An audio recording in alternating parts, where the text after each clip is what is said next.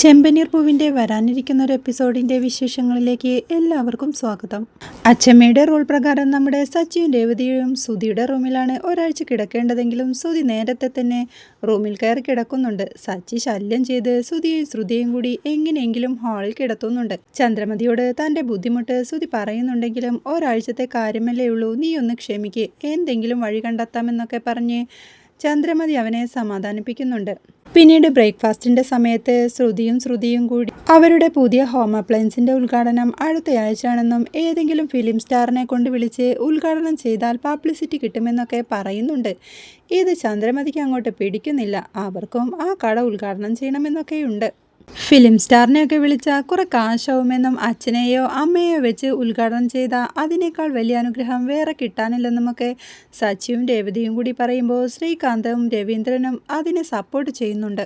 അമ്മയെ കൊണ്ട് തന്നെ കട ഉദ്ഘാടനം ചെയ്യിക്കാമെന്ന് ശ്രുതി കൂടി പറയുമ്പോൾ നിവൃത്തിയില്ലാതെ ശ്രുതിയും അതിന് സമ്മതിക്കുന്നുണ്ട്. ഇത് കേട്ട ചന്ദ്രമതിയുടെ മുഖത്തും ഒരു തെളിച്ചമൊക്കെ വരുന്നുണ്ട്. അങ്ങനെ ഷോപ്പിന്റെ ഉദ്ഘാടന ദിവസം വന്നെത്തിയിരിക്കുകയാണ്. വീട്ടുകാരെല്ലാവരും ഉദ്ഘാടനത്തിനായി എത്തുന്നുണ്ട്. വലിയ വെണ്ടയ്ക്ക് അക്ഷരത്തിൽ എഴുതിയ ചന്ദ്രമതി ഹോം അപ്ലയൻസസ് എന്ന പേര് കണ്ട് ചന്ദ്രമതി അഭിമാനത്തോടെ ഒരു നിമിഷം അത് നോക്കി നിൽക്കുന്നുണ്ട്. സമയം തെറ്റണ മുന്നേ ഉദ്ഘാടനം ചെയ്യാൻ രവി പറയുന്നുണ്ടെങ്കിലും സ്പെഷ്യലായ ഒരാളെത്താനുണ്ടെന്നും ഒരു 5 മിനിറ്റ് വെയിറ്റ് ചെയ്യാനും ചന്ദ്ര പറയുന്നുണ്ട്. അപ്പോഴേക്കും നമ്മുടെ വർഷയുടെ അമ്മ മഹിമ അങ്ങോട്ട് എത്തുന്നുണ്ട്. ചന്ദ്രയും വർഷയും ശ്രുതിയും സച്ചിയും എല്ലാം ചേർന്ന് അവരെ സന്തോഷത്തോടെ സ്വീകരിക്കുന്നുണ്ട്. രവീന്ദ്രൻ പറഞ്ഞതനുസരിച്ച് കലാവതി കത്രിക എടുത്തു കൊടുക്കുമ്പോൾ റിബൺ കട്ട് ചെയ്ത് ചന്ദ്രമതി സന്തോഷത്തോടെ ആ ഉദ്ഘാടന കർമ്മം നിർവഹിക്കുകയാണ്. സന്തോഷത്തോടെ എല്ലാവരും ഷോപ്പിനകത്തേക്ക് കയറി പോകുമ്പോൾ നിന്റെ വീട്ടിൽ നിന്ന് ആരും വന്നില്ലേന്ന് രവീന്ദ്രൻ രേവതിയോടായി ചോദിക്കുന്നുണ്ട്.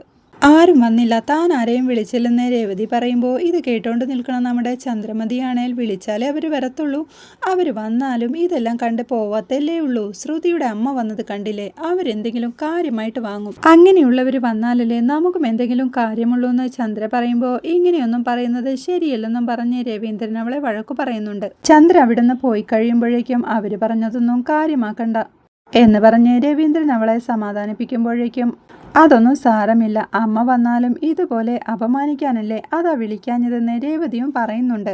പിന്നീട് ബിൽ കൗണ്ടറിൽ ശ്രുതി വിളക്ക് തെളിയിക്കുമ്പോൾ പ്രാർത്ഥനയോടെ ശ്രുതിയും തൻ്റെ പുതിയ ചെയറിലേക്ക് ഗമയോടെ ഇരിക്കുന്നുണ്ട്. അപ്പോഴേക്കും കടയുടെ മുൻ ഓണർ വന്ന് കടയുടെ താക്കോലും കുറച്ച് ഡോക്യുമെൻസും എല്ലാം ശ്രുതിയെ ഏൽപ്പിക്കാനായി തുടങ്ങുമ്പോഴേക്കും ശ്രുതി ചാടിക്കയറി ഞങ്ങൾക്ക് ഞങ്ങളുടെ അമ്മയാണ് എല്ലാത്തിലും വലുത്, അതുകൊണ്ടാണ് കടയ്ക്ക് അമ്മയുടെ പേര് തന്നെ വെച്ചതെന്നുമൊക്കെ പറഞ്ഞ് അമ്മയുടെ കയ്യിൽ അത് കൊടുക്കാനായി പറയുന്നുണ്ട്. എല്ലാവരും നിർബന്ധിക്കുമ്പോൾ ചന്ദ്രമതിയും അത് സന്തോഷത്തോടെ ഏറ്റുവാങ്ങി ശ്രുതിക്ക് കൊടുക്കുന്നുണ്ട്. പഴയ മുതലാളി അവിടുത്തെ സ്റ്റാഫിനെ എല്ലാം വിളിച്ച് ശ്രുതിക്ക് പരിചയപ്പെടുത്തിയിട്ട് എല്ലാവരോടും യാത്ര പറഞ്ഞ് അയാൾ അവിടെ നിന്ന് ഇറങ്ങുന്നുണ്ട്. രേവതിക്ക് മിക്സി നോക്കണമെന്ന് പറഞ്ഞില്ലെന്നും പറഞ്ഞ് സച്ചി അവളെയും കൊണ്ട് മിക്സി സെക്ഷനിലേക്ക് പോവുക.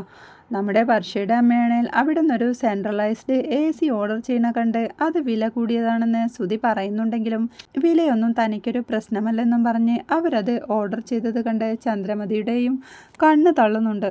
നമ്മുടെ രേവതിയും സച്ചിയും കൂടി മിക്സി ബില്ലാക്കാനായി വരുമ്പോഴേക്കും ചന്ദ്രമതി അവളെ തടഞ്ഞുകൊണ്ട് രേവതി ഭാഗ്യമില്ലാത്തവളാണെന്നും വർഷയുടെ അമ്മ തന്നെ ആദ്യത്തെ ബിൽ പേ ചെയ്യട്ടെ എന്നൊക്കെ പറഞ്ഞ് അവളെ അപമാനിക്കുന്നുണ്ട്. മഹിമ ബിൽ പേ ചെയ്യുമ്പോഴേക്കും വലിയ തുക അപ്പം തന്നെ സെറ്റിൽ ചെയ്യണ കണ്ട് ചന്ദ്രമതി അവരെ വാനോളം പുകഴ്ത്തുന്നുണ്ട്. ഇത് കണ്ട് വിഷമത്തോടെ നിൽക്കുന്ന രേവതിയോടായി രവീന്ദ്രൻ അവരുടെ കടയല്ലേ, അവരെന്ത് വേണേലും ചെയ്യട്ടെ, നീ അതൊന്നും മനസ്സിൽ വെച്ചേക്കല്ലേന്ന് അവളെ സമാധാനിപ്പിക്കുന്നുണ്ട്. രേവതിയുടെ സങ്കടം കണ്ട് അമ്മയുടെ സ്വഭാവം നിനക്കറിയില്ലേ, ഇപ്പോഴീ മിക്സി വാങ്ങേണ്ട കാര്യമുണ്ടായിരുന്നോ എന്ന് സച്ചിയും അവളെ ചോദ്യം ചെയ്യുന്നുണ്ട്. വീട്ടിലെ മിക്സിയിൽ നന്നായി അരയുന്നില്ലെന്ന് രേവതി പറയുമ്പോൾ അതുകൊണ്ടാണല്ലോ ഇപ്പം നിന്നെ എല്ലാവരും കൂടി അരച്ചതെന്ന് സച്ചി പറയുന്നുണ്ട്. നല്ലൊരു ദിവസമായിട്ട് നിങ്ങളിനി അതും പറഞ്ഞ് പ്രശ്നമുണ്ടാക്കല്ലേ എന്നും പറഞ്ഞുകൊണ്ട് രേവതി സച്ചിയെ സമാധാനിപ്പിക്കുക. അപ്പോഴേക്കും വർഷയും ഒരു ഹെയർ ഡ്രയറും വാങ്ങിക്കൊണ്ട് അങ്ങോട്ട് വരുന്നുണ്ട്. അച്ചമ്മ അവരെ രണ്ടുപേരെയും കൗണ്ടറിനടുത്തേക്ക് വിളിച്ച് രേവതിയുടെ ബില്ലടിക്കാനായി ശ്രുതിയോട് പറയുക. ആദ്യം വർഷ വാങ്ങട്ടെ എന്ന് അവൻ പറയുമ്പോൾ രേവതി വീട്ടിലേക്ക് ഉപകാരമുള്ളൊരു കാര്യമാണ് വാങ്ങിയത്, ആദ്യം ഈ ബിൽ തന്നെ റെഡിയാക്കണമെന്ന് അച്ചമ്മ പറയുന്നുണ്ട്.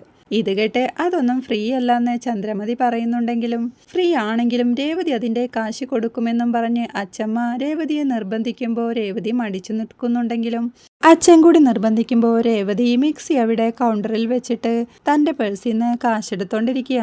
ഈ സമയത്ത് അച്ഛമ്മ സുധിയോടായി പറയുന്നുണ്ട്, രേവതി നല്ല രാശിയുള്ള കുട്ടിയാണെന്നും അമ്പലത്തിലേക്ക് മാല കെട്ടുന്ന കൈയാണ്, നിനക്ക് ഇതുകൊണ്ട് നല്ലതേ വരും, കച്ചവടം നന്നായിരിക്കുമെന്നുമൊക്കെ. രേവതി കാശെടുത്ത് കൊടുക്കുമ്പോൾ അവനത് വാങ്ങാതെ ചന്ദ്രയെ നോക്കി നിൽക്കുന്നുണ്ട്. അച്ഛമ്മ ഇത് കണ്ട് അവന് വഴക്ക് പറയുമ്പോഴേക്കും സുധി മനസ്സില്ലാ മനസ്സോടെ കാശ് വാങ്ങി അവൾക്ക് ബില്ല് കൊടുക്കുന്നുണ്ട്. അപ്പോഴേക്കും മഹിമയും യാത്ര പറഞ്ഞവിടെ നിറങ്ങുക. അച്ഛമ്മ അപ്പോഴേക്കും നമ്മുടെ ചന്ദ്രയെ വിളിച്ച് ഒരിടത്ത് മാറ്റി നിർത്തി രേവതിയെ അപമാനിച്ചതിനെ ചോദ്യം ചെയ്യുന്നുണ്ട്. നിന്റെ കണ്ണിന് തിമിരം ബാധിച്ചോ? എല്ലാവരുടെ മുന്നിൽ വെച്ച് രേവതിയെ അപമാനിച്ച് സംസാരിച്ചത് എന്തിനാ? എന്നിട്ട് വർഷയുടെ അമ്മയെ പൊക്കിയും വെച്ചു. ഇത് കേട്ട് നമ്മുടെ വർഷയുടെ അമ്മയല്ലേ, അവർക്കൊരു മര്യാദ കൊടുക്കണ്ടേന്ന് ചന്ദ്ര ചോദിക്കുന്നുണ്ട്.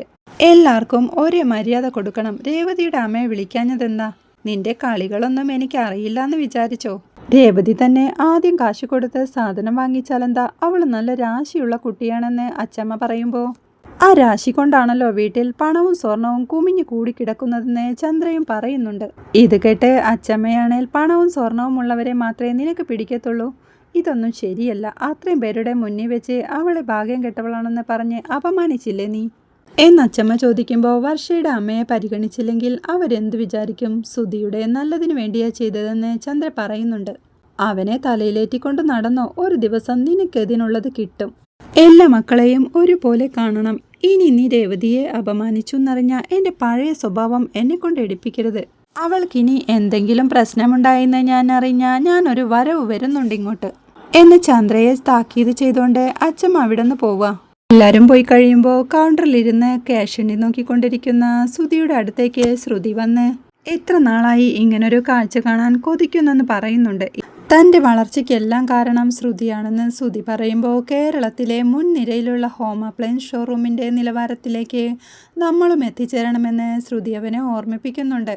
അതിനുള്ള പ്ലാനൊക്കെ എപ്പോഴും റെഡിയാണെന്നും പറഞ്ഞ് ശ്രുതി കടയിലുള്ള സ്റ്റാഫിനെയെല്ലാം അങ്ങോട്ട് വിളിപ്പിക്കുന്നുണ്ട്. ബോണസ് തരാനായിരിക്കും പുതിയ മുതലാളി വിളിപ്പിക്കുന്നതും പറഞ്ഞ് അവരങ്ങോട്ടെത്തുമ്പോഴേക്കും പ്രായം ചെന്ന് അവരെ കൊണ്ട് ബിസിനസ്സിന് വളർച്ചയുണ്ടാവില്ലെന്നും അവരെയെല്ലാം പിരിച്ചുവിട്ടെന്നും ശ്രുതി പറയണ കേട്ട് അവരും ഒരു ഞെട്ടലോടെ നിൽക്കുന്നുണ്ട്. ശ്രുതി അപ്പോഴേക്കും യങ് ആയിട്ടുള്ള കുറച്ച് സ്റ്റാഫിനെ അങ്ങോട്ട് വിളിച്ച് പുതുതായി നിയമിച്ചവരാണെന്നും പറഞ്ഞ് അവർക്ക് പരിചയപ്പെടുത്തി കൊടുത്തുകൊണ്ട് അവരോട് ജോലിക്ക് കയറാനായി പറഞ്ഞു വിടുന്നുണ്ട്. ഇതിനെതിരെ പഴയ സ്റ്റാഫ് അവനെ ചോദ്യം ചെയ്യുന്നുണ്ടെങ്കിലും ഉപകാരമില്ലാത്തവരെയൊന്നും വെച്ചിരിക്കാനാവില്ലെന്നും ശ്രുതി പറയണ കേട്ട് ശ്രുതിയോട് അവർ പരാതി പറയുന്നുണ്ടെങ്കിലും ശ്രുതിയാണ് തനിക്കൊന്നും ചെയ്യാനാവില്ലെന്ന് പറഞ്ഞ് ശ്രുതി അവരെ കൈയൊഴിയുന്നുണ്ട്. വിഷമത്തോടെ അവരവിടുന്ന് യാത്ര പറഞ്ഞിറങ്ങുമ്പോൾ ശ്രുതിയെടുത്ത ഈ നല്ല തീരുമാനത്തിന് ശ്രുതി അവനെ അഭിനന്ദിക്കുന്നുണ്ട്. പുറത്താക്കപ്പെട്ട സ്റ്റാഫ് എല്ലാവരും കൂടി ശ്രുതിയെ കുറ്റപ്പെടുത്തുന്നുണ്ട്. പെട്ടെന്ന് വളരണമെന്ന അവന്റെ ചിന്ത. മുതലാളി കളിക്കുക, മുതലാളി എങ്ങനെ ഇരിക്കണമെന്ന് അവൻ അറിയില്ല, കണ്ടു തന്നെ അറിയാം എന്നും പറഞ്ഞ് അവർ പടിയിറങ്ങി പോവുക. കടയടച്ച് രാത്രി ക്ഷീണിച്ച് വീട്ടിലെത്തുന്ന ശ്രുതിയെയും ചന്തമതി സ്നേഹത്തോടെ സ്വീകരിക്കുന്നുണ്ട്. അവർ റൂമിലേക്ക് പോവാനായി തുടങ്ങുമ്പോഴേക്കും വലിയ ബിസിനസ്സൊക്കെ തുടങ്ങിയതല്ലേ, ആൾക്കാരെ കണ്ണു വെച്ചിട്ടുണ്ടാവുമെന്നും പറഞ്ഞ് ചന്ദ്രമതി അവരെ ദൃഷ്ടിദോഷത്തിന് ഒഴിഞ്ഞിടാമെന്നും പറഞ്ഞ് അകത്തേക്ക് പോകുന്നുണ്ട്. കൂടുതൽ വിശേഷങ്ങളുമായി അടുത്ത എപ്പിസോഡിൽ കാണാം. വീഡിയോ ഇഷ്ടമായാൽ സപ്പോർട്ട് ചെയ്ത് സബ്സ്ക്രൈബ് ചെയ്യാൻ മറക്കല്ലേ.